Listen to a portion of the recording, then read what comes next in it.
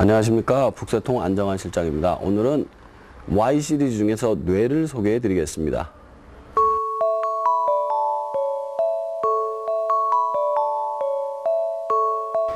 자, 이 책의 내용은 뇌의 구조와 기능, 더 나아가서는 똑똑해지는 법하고 뇌의 병에까지 이야기를 해주고 있습니다.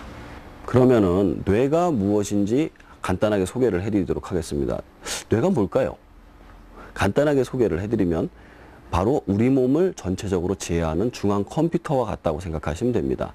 여기서 중앙 컴퓨터라는 의미가 쓰여지는 것은 우리 손가락 하나하나 온 전신의 마디가 뇌 속에 지도처럼 그려져 있다는 얘기죠. 이걸 바로 뇌 지도라고 그러는데요. 만약에 뇌의 그 부분에 상처를 입게 되면은 그 부분을 활용할 수가 없는 겁니다. 예를 들어서 5번째 손가락을 갖다가 부분을 다치게 되면은 영구 손상을 당하면 5번째 손가락을 못 움직이게 되는 겁니다.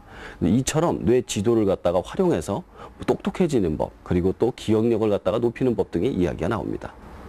그러면은 뇌를 활용해서 똑똑해지는 법은 과연 어떤 것이 있을까요? 이 얘기를 들려드리기 전에 한 가지 예를 들려드리겠습니다. 예전에 4번째 손가락과 5번째 손가락이 붙어서 태어난 사람이 있었습니다. 이 사람의 경우 뇌 속에 5번째 손가락을 통제하는 부위가 없었어요. 그래서 뇌과학자들이 실험을 한 가지 했죠. 만약에 이 사람의 손을 띄워놓으면 어떤 일이 벌어질 것인가?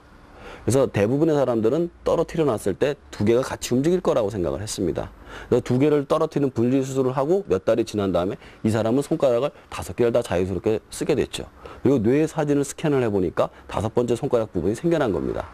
이처럼 뇌 지도는 갖다가 정해져 있는 것이 아니라 끊임없이 변화한다는 사실이죠. 자기가 개발함에 따라서 달라진다는 얘기입니다. 그래서 축구 선수 같은 경우에는 다리에 관한 뇌지도가 발달해 있고, 권투 선수 같은 경우는 주먹이나 팔의 뇌지도가 발달해 있습니다. 이처럼 뇌는 태어난다고 결정되는 것이 아니라 자신의 끊임없는 개발로 점점 더 커져간다는 사실이죠. 이번에는 일상생활에서 뇌를 활용해 가지고 기억력을 높이는 방법에 대해서 한번 소개를 해드리도록 해보겠습니다. 뇌에서 기억을 관장하는 부위는 크게 3가지입니다. 해마와 편도체와 대뇌, 이렇게 3가지가 있는데요. 해마는 기본적으로 단기 기억, 맨 처음에 받아들인 기억을 갖다 잠시 동안 기억을 합니다. 2번째 편도체는 필요한 정보를 걸러내는데요. 대부분 생존에 필요한 정보 외에는 다 걸러냅니다. 그리고 생존에 필요한 정보라든가 꼭 필요한 정보는 대뇌에 넘겨서 장기 기억으로 남기게 되죠. 예를 들어 설명하면 이런 겁니다. 어린아이가 난로를 손으로 만졌어요. 근데 난로를 만졌을 때 뜨거운 걸 알고는 다시 손을 안 대죠.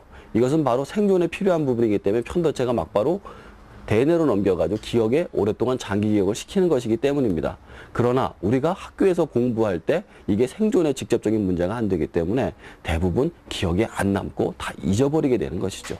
그러면은 이 해마하고 편도체를 속이는 방법이 과연 무엇이 있을까요? 그것은 바로 연상기억법이라는 것입니다. 제가 지금부터 몇 가지 말씀을 드릴 테니까 한번 기억을 해보세요. 체육복, 줄넘기, 실로폰, 만원, 도화지, 컴파스, 사진. 기억을 하실 수 있겠습니까?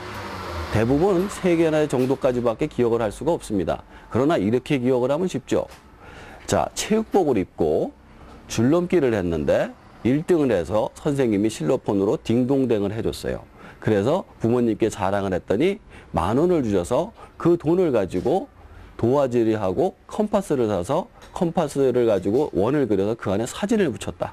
그냥 얘기지만 앞에서 무조건 외우는 것보다 훨씬 더 쉽게 외워집니다. 이처럼 모든 것을 연상화시키는 것이 뇌를 속이는 가장 좋은 방법이라고 하죠.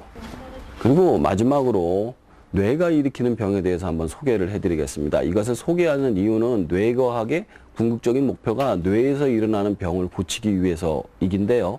자, 예를 들면은 그런 겁니다. 우리가 대인기피증이라든가 정신분열증, 그리고 이제 우울증 같은 것들이 대부분 뇌가 자체적으로 일으키는 것들인데요. 이런 것들이 일어나는 대부분의 이유는 물리적이나 그런 환경적인 문제가 대부분입니다. 사람이 어떤 너무 심각한 문제를 계속 받아들이다 보면 뇌가 자기를 보호하기 위해서 정보 처리를 거부하는 것이 바로 정신분열증입니다.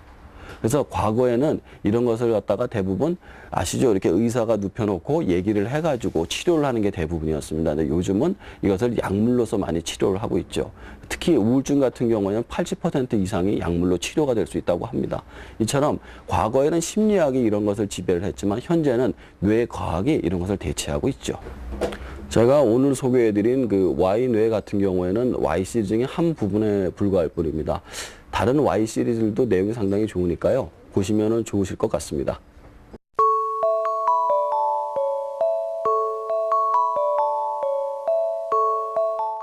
오늘의 추천 도서는 마키아벨리의 군주론을 소개해드리겠습니다. 이 책은 주니어 김영사에서 나온 거로 만화로 되어 있기 때문에 굉장히 쉽게 읽을 수 있는 그런 책이 되겠습니다.